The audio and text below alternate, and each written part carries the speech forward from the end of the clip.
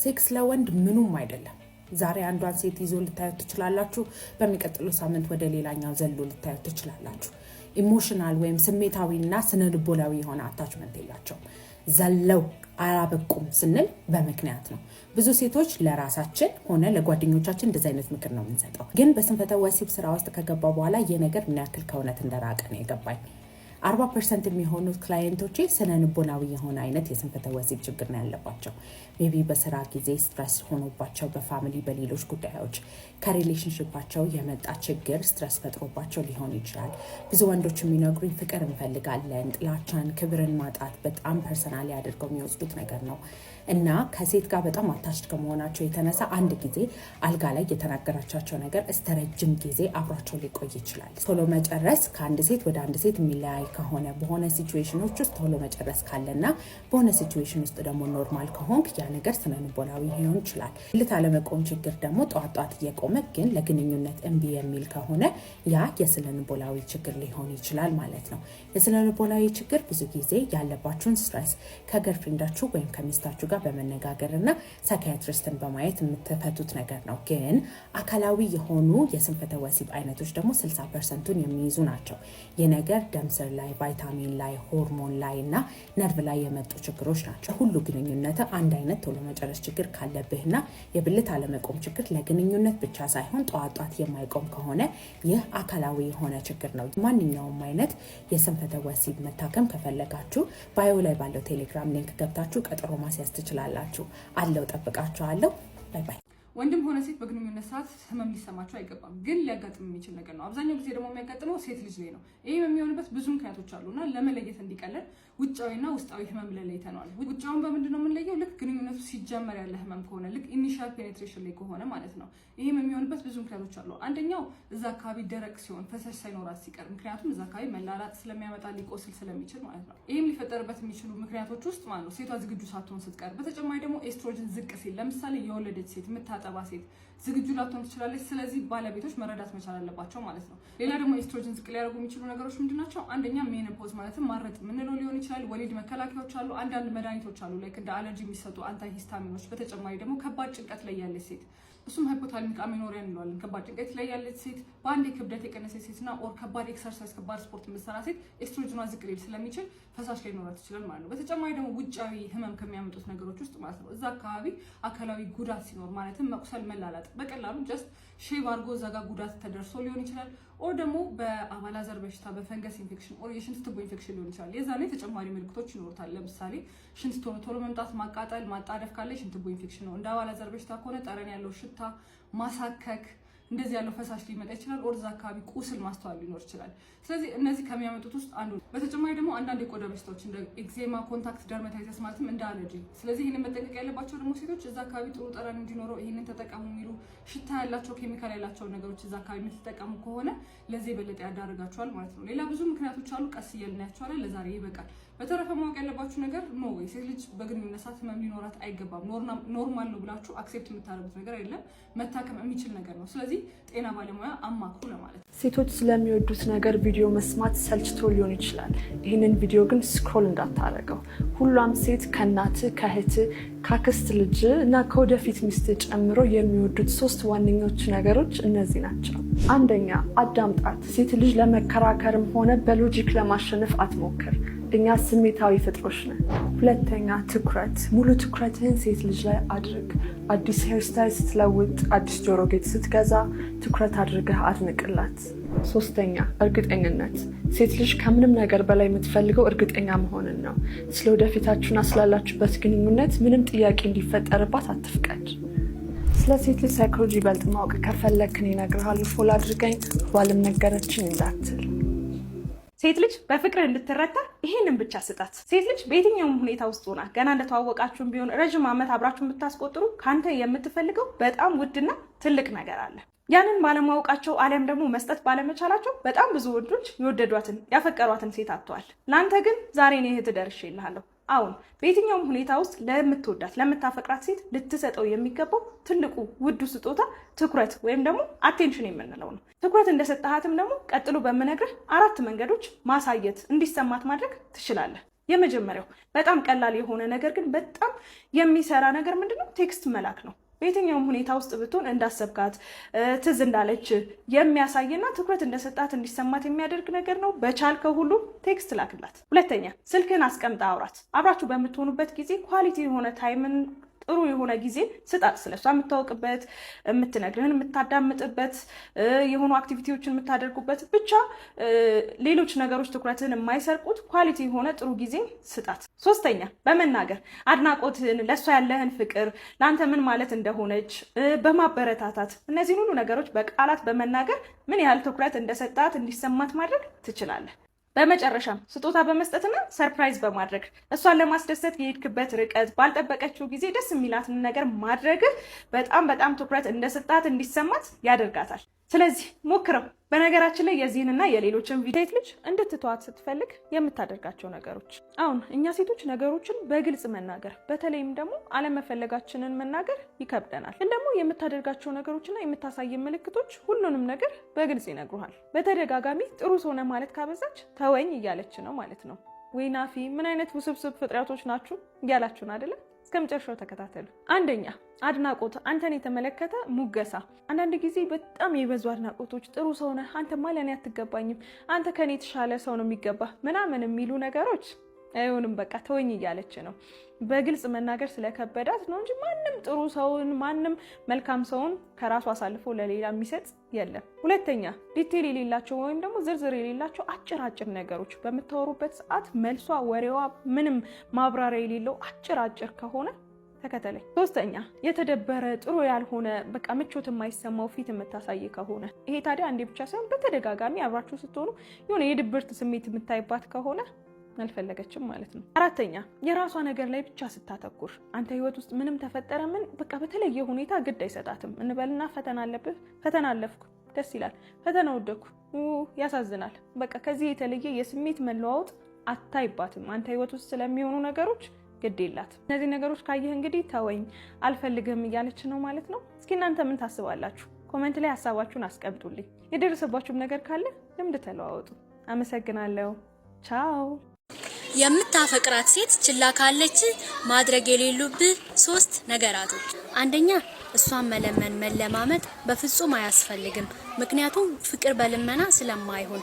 ሁለተኛ ራስክ ላይ ትኩረት አድርግ፣ ስራህን በደንብ ጠንክረክ ስራ፣ ጽድት በል፣ ንጽህናህን ጠብቅ። ሶስተኛ እሷን መከታተል አቁም። እሷን ስትከታተል እየራቀች ትመጣለች። እሷን መከታተል ስታቆም እሷ ራሷ ፈልጋ ትመጣለች። ሴት ልጅ የማትነግርህ ነገር ግን እንድታደርግላት የምትፈልጋቸው ነገሮች፣ አንደኛ ሁልጊዜ ሰርፕራይዝ እንድታደርጋትና የተለያዩ ስጦታዎችን እንድትሰጣት ትፈልጋለች። ሁለተኛው ሁልጊዜ እንድታደንቃት ትፈልጋለች። በየቀኑ ካንተ አድናቆትን መስማት ትፈልጋለች። ሶስተኛው የተለያዩ ቀልዶችን እየነገርካት እንድታስቃትና እንድታዝናናት ትፈልጋለች። አራተኛው ሰዎች በተሰበሰቡበት ቦታ እንድትንከባከባትና ለየት ያለ ትሪትመንት እንድታደርግላት፣ ሰዎችም ምን ያህል እድለኛ እንደሆነች እንዲያውቁላት ትፈልጋለች። እውነተኛ ገርልፍሬንድ ከፈለግ እነዚህን 3 ነገሮች ቼክ አድርግ። አንደኛ ችግሩን እንፍታው፣ አንተን ማጣት አልፈልግም የምትል መሆን አለባት። አለዛ እንደፈለግ አንተ እንደተመቸ አንተን እንትን ያልከው ፍላጎት ነው ሂድ ምናምን የምትል ከሆነ there is no love፣ ፍቅር የለም። ኤክስ። ሁለተኛ የምትደግፍ እንጂ ደጋግማ የማትወቅስ በሁሉም ነገር አንተነ ሪሌሽንሺፓችን እንዲበላሽ የምታደርገው አንተነ እንደዚህ የምታጠፋው አንተ እንደዚህ ያደረገ ከሆነ ሪሌሽንሺፕ ሰፖርት ሲስተም ነው። ድጋፍ፣ አንደርስታንዲንግ፣ መደጋገፍ ይፈልጋል። ይሄ ከሌለ ኤክስ። ሶስተኛ እኔ የማትል እኔ በድዬ እኔ እኮ መልካም እኔ እኮ ሰው በድዬ አላውቅም መልካም ሰው ነኝ እኔ በቃ ሁሉ ጊዜ እኔ እንዲህ አላደርግም እኔ ደግ ነኝ እኔ መልካም ነኝ ማን ወዬ የምትለዋን ይስጥ። አሜን በል። ወዬ የምትለዋን ወዬ ምንድነው ችግሩ? ምን እናድርግ? ምንድነው ማድረግ ያለብን? ምንድነው ሲጀመር እግዚአብሔር ብቻ ነው እኔ መልካም ነኝ ያለው። የሰው ልጅ እኔ መልካም ነኝ እኔ ደግ ነኝ ማለት አይችልም። እኔ የሚል ሰው ሲጀመር እኔ ብሎ የሚጀምር ሰው ሲጀመር ጤነኛ ሰው አይደለም። እንዳለው በሳምንት 2 ቀን ነው የሚመጣው። ሌሎች ሌሊቶችን ሌሎች ቀኖችን ብቻዬን ነው የማሳልፈው። በዛም ሀይ የሚሉ መልእክቶች፣ መሳጭ የሚመስሉ የፍቅር ልውውጦች፣ ቃላቶች ወደ ለየለት ነገር ውስጥ ከተተኝ። ጀስት ማውራት ነው፣ መነጋገር ነው፣ ምን ችግር አለው እያልኩኝ የጀመርኳቸው የቴክስት ልውውጦች፣ ንግግሮች ወደ ስልክ አደጉ። ከስልክ ደግሞ ሻይ ቡና ወደ መባባል አደጉ። ሻይ ቡና መባባሉ ነው ቤቱ ድረስ ሰተት ብሎ እስከ መምጣት ድረስ የደረሰ ዜና ውስጥ የከተተኝ። 2 አባቴ የዛ ዕለት ቁጭ ብለን ስናወራ በጣም አከበረው። በትልቅ ሰው ነህ አንተ፣ በዚህ ደረጃ በግልጽነት ቤቴ ድረስ መጥተህ ይህን ነገር ስላዋየህን አመሰግናለሁ። ልጄ ላንተ ያለውን ነገር ሁሉን ነገር አውቃለች። ስለሷ ደግሞ የምትፈልጋቸው ነገሮች ካሉ በእኔም ፊት በአንተም ፊት ትናገር። ፍላጎት ካላት ታገባሃለች፣ ፍላጎት ከሌላት ደግሞ መብቷን አከብርላታለሁ አለ አባቴ። በወቅቱ እሱ በዚህ ደረጃ ግልጽ ሆኖ ቤት ድረስ መጥቶ ስለነበረው ነገር በመናገሩ በጣም ኮርቶበትም በጣም ተደስቶበትም ነበረ። የተናገረውን ታሪክ ሁሉ የሱ ሰራተኛ እንደመሆኑ መጠን ያውቃል አባቴ። ጥሩ ሰው ነው፣ መልካም ሰው ነው ሲባል ያውቃል። ዞር ብሎ ወደ እኔ ተመለከተና ልጄ የነገረሽን ነገር ሰምተሻል።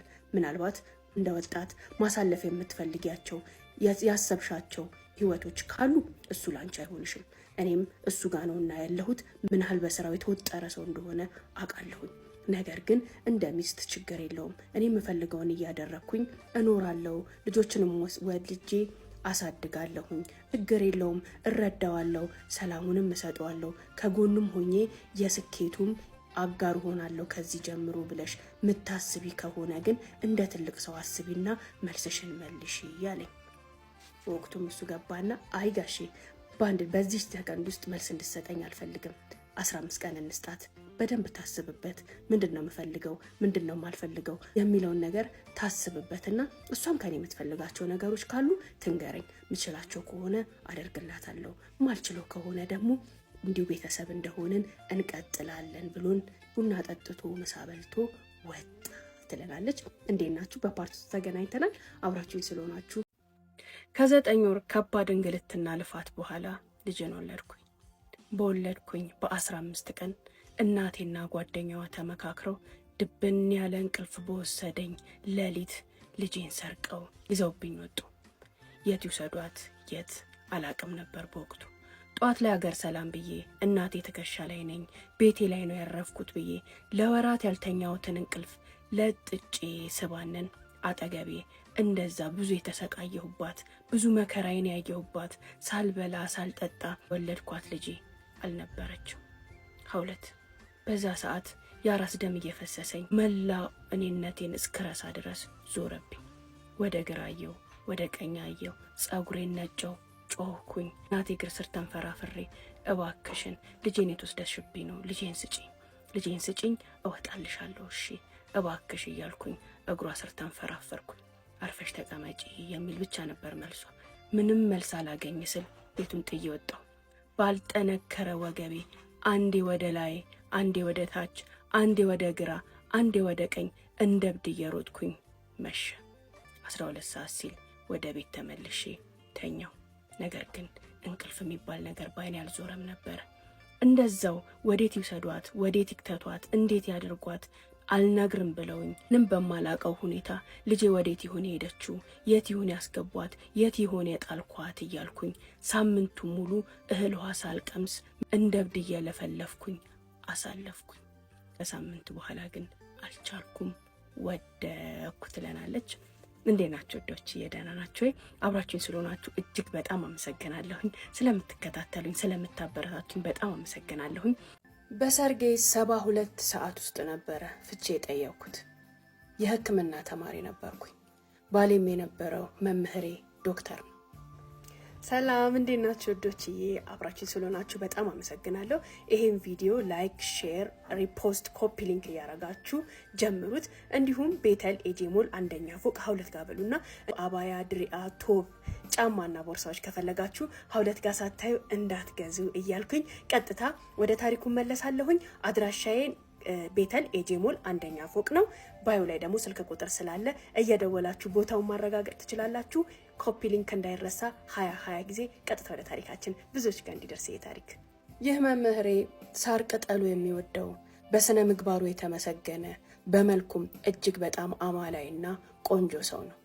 አዎ ይህን ዶክተር የማይወደው የማይፈልገው የማይመኘው የትምህርት ቤቱ ሴት የለም። ከመልኩ ማማር ስትይ ከጉብዝናው፣ ከጉብዝናው ስትይ ከባህሪው ስትይ ደግሞ ከሀብቱ ብቻ እንዲህ ነው ብለሽ እንደዚህ የምትጥይለት ምንም አይነት እንከን የምታወጪለት ሰው አልነበርም። ይህን ሰው ያወቅኩት ገና ሕክምና መማር በጀመርኩኝ ሰሞን ነበር። አዎ እኔ በትምህርቴ ጎበዝ የምባል በመልክ የማምር የተረጋጋው ብዙም ይሁኝ የማላበዛ አንገቴን ደፍቼ ትምህርቴን የመማር ትምህርቴ ላይ የሚያተኮርኩኝ ቸካይ ተማሪ ነኝ። በዚህ መሃል ይህ ዶክተር እኔ ላይ የተለየ ትኩረትና የተለየ እንክብካቤ ማሳየት ጀመረ። ለኔም ሜንቶሬ፣ መካሪ እንዲሁም ደግሞ የቅርብ ተከታታይ ሆኖ ቁጭ አለ። እኔን ሲከታተለኝ እንደ አባት እንደ ወንድም እንጂ እንደ አንድ መምህር አልነበረም። በእያንዳንዱ የትምህርት እንቅስቃሴና ውሎዬ ላይ ብዙ ተጽዕኖዎችና ብዙ አስተዋጽኦዎች ነበሩት። እሱ እኔ ላይ ባደረገው ተጽዕኖና አስተዋጽኦ በራሴም ጉብዝናና ጥረት ተነሳስቼ ውጤቶቼ እጅግ በጣም አመርቂና በጣም ቆንጆዎች ነበሩ። አዎ ያም ሲሆን ግን አንገት ደፊ የተረጋጋው ሆንም እኔም ውብና ቆንጆ ሴት ነኝ። ያየኝ ሁሉ የሚመኘኝ፣ ያየኝ ሁሉ የሚወደኝ ከሃይ ስኩል ጀምሮ ዛሬም እስከ ሕክምና ትምህርት ቤት ድረስ እኔን የማያስቸግር እኔን የማይወድና የማይመኝ አንድም ወንድ የለም። እኔ ግን አንድ ሰው ህይወቴ ውስጥ አለ። ያ ሰው ገና ከሃይ ስኩል ጀምሮ የምወደው የሚወደኝ ፍቅረኛዬ ነው። አዎ እኔና እሱ የድሃ ልጆች ነን። ቢሆንም ግን እጅግ የሚያስቀና ፍቅር አለ በመካከላችን። ፍቅራችን ብዙም ይውኝ ያለና ገሃድ የወጣ አይደለም። እኔና እሱ በምንገናኘው መንገድ እንገናኛለን፣ በምንቀራረበው ልክ እንቀራረባለን። ነገር ግን ሽፍንፍንና ድብቅ ነው የኔና እሱ ግንኙነት።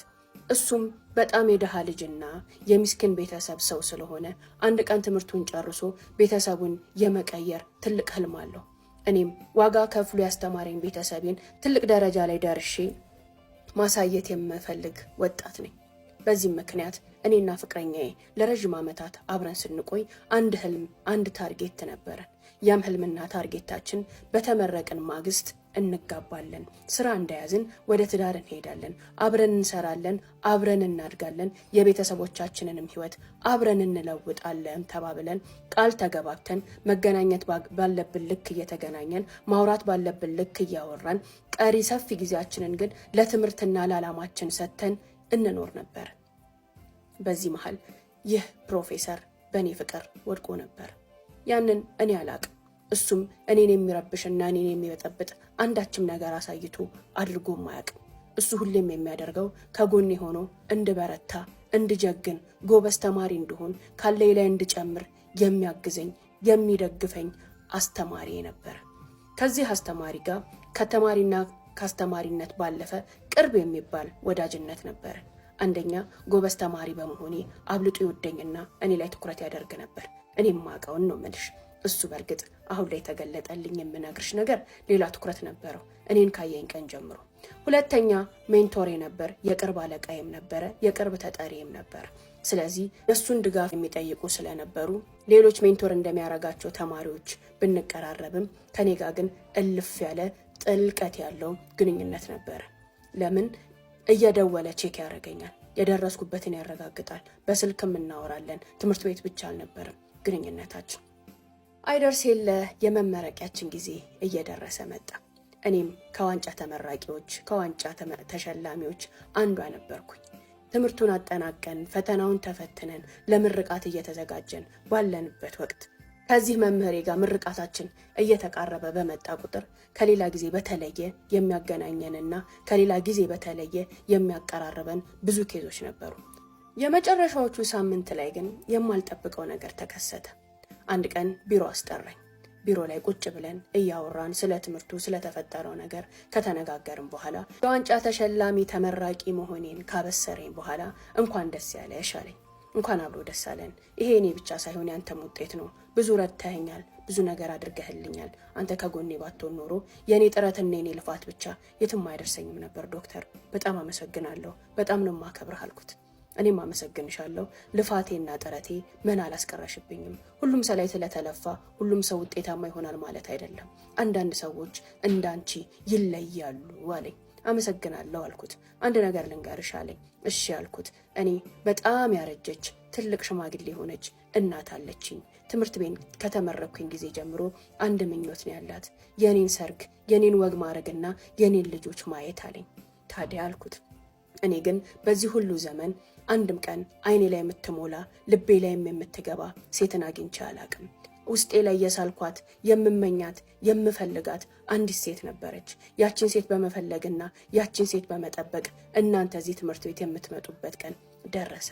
የመጀመሪያ ክላስ ልሰጣችሁ እናንተ ክፍል የገባሁኝ ቀን አንቺን ሳይሽ የተሰማኝ ስሜት ውስጤ ላይ ተስላና ውስጤ ላይ ተቀምጣ የነበረችዋን ሴት በአካል ተገልጣ ያየኋትን ያህል ተሰምቶኝ ፊል አደረኩኝ።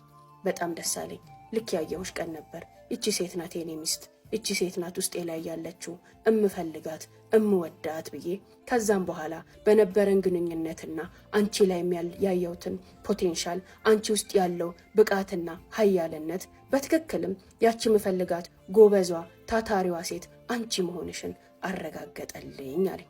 ይሄን ሲለኝ ሰውነቴን ዘፈዘፍ ነበር። በጣም ደነገጥኩኝ። ከሱ የማልጠብቀው ነገር ነው። በእርግጥ ይህ ሰው እንደነገርኩሽ ነው። እኔ አይደለሁም ተማሪ ሴቱ አይደለም፣ የሱ ኩዮች ያላገቡት መምህራን ዶክተሮቹ ሳይቀር በሱ ፍቅር ያልተለከፈ እሱን የማይፈልግ እሱን የማይወድ እሱን የማይመኝ የለም ነው የሚባለው። እዛ ትምህርት ቤት ግርማ ሞገሳም ነው፣ ጎበዝ ነው፣ ጨዋ ነው፣ ጥሩ ሰው ነው። አዎ የዓላማ ሰው ነው፣ መልከኛ ነው፣ ባለሀብትም ነው። ሀውለት ያንን እያለኝ ቀጥ ብዬ አይኔን አፍጫየው የነበርኩት እኔ አንገቴ ቅንጥስ ብሎ ስብር አለ። እባክሽ እንዳታሳፍሪኝ፣ እስከዛሬ ያልነገርኩሽ፣ እስከዛሬ ስለ እንደዚህ አይነት ሐሳቦች ያላነሳሁት ከትምህርትሽ ላስተጓጉልሽ ወደኋላ ላረግሽ ስላልፈለግኩኝ ነው። እንደዚህ አይነት ሐሳቦችን ጭንቅላትሽ ላይ ከትቼ እኔን ስታይኝ እንድትሸማቀቂና እንድትረበሽም ስላልፈለግኩኝ ነው። ለራሴ አንድ ቃል ገባሁኝ። ይቺን ልጅ አስተምሬ ትልቅ ቦታ ደርሳታለሁ፣ ከዛም አገባታለሁ፣ ሚስቴ ትሆናለች፣ ጥሩ ልጅ ናት አልኩኝ። የምፈልገው እርጋታ አንቺ ላይ ያለ፣ መልክሽም ጉብዝናሽም እርጋታሽም ሁሉ ነገርሽ ለኔ ተፈጠርሽ ሴት ነሽ። እባክሽ እምቢ እንዳትኝ፣ ይሄን ጉዳይ አስቢበት፣ ተመረቂና ቀጥታ ወደ ሰርግ እንሂድ። እኔ ካንቺ ምንም አልፈልግም፣ ጋብቻና ጋብቻ ብቻ ነው የምፈልገው። እናቴም ሳትሞት ላስደስታት አለኝ። አንዲትም ቃል አልተነፈስኩም። ጠረጴዛ ላይ የነበሩትን ወረቀቶች ሰብስቤ አንገቴን እንዳቀረቀርኩኝ ከዛ ክፍል ለቅቄ ወጣሁ። ክፍሉን ለቅቄ እየወጣሁ በጣም እየተገረምኩኝ እየሳኩኝ አለመገጣጠም እየገረመኝ ነበር። ምን ያህል ሴቶች እሱን ለማግኘት እሱን በመፈለግና እሱን በማለም ውስጥ እንቅልፋቸው እንደሚያድሩ አውቃለሁ። የቅርብ አጠገብ የሚቀመጡ ሴት ጓደኞቼ ሳይቀሩ ክላስ ሲገባ ልባቸው ትርክክ ድንግጥ እንደሚልለት አውቃለሁኝ። ብዙ መምህራኖች፣ ቆነጃጅቶች፣ የሱ ኩዮች፣ የሱ ባቾች የሆኑ ሴቶች ሳይቀሩ በሱ ፍቅር የወደቁና የተንበረከኩ መሆናቸውን እሱን ሲያዩ እንዴት ሚንሰፈሰፉና የሚፈልጉት ወንድ እንደሆነ አውቃለሁ። ይሄ የአደባባይ ምስጢር ነው፣ የግቢያችን ወሬ ነው። ከግቢያችን ታዋቂው ምርጡ ቆንጆ መምህር ነው። ይህ ሰው እኔ ላይ ጣለው። እኔ ሌላን ወንድ የማፈቅር እኔ ላይ ልቤን ለሌላ ወንድ ሰጥቼ እሱን እየጠበቅኩኝ ያለምንም ነገር እሱን እየፈለግኩኝ ያለችን ሴት ወደደ። የሚገርም ነው። መቼም እንደማላገባው እያሰብኩኝ ነበር ከዛ ክፍል የወጣሁት። እሺ ብዬ የእሱ ሚስት ሆናለሁ። የእሱ ሚስት ሆኜ ከሱ ጋር አድራለሁ፣ ከሱ ጋር ተኛለሁ፣ ከሱ ጋር ህይወት የሚባላን 3 እና 4 ቀን አሳልፋለሁ ብዬ በዛች ሰከንድ ፈጽሞ አላሰብኩም።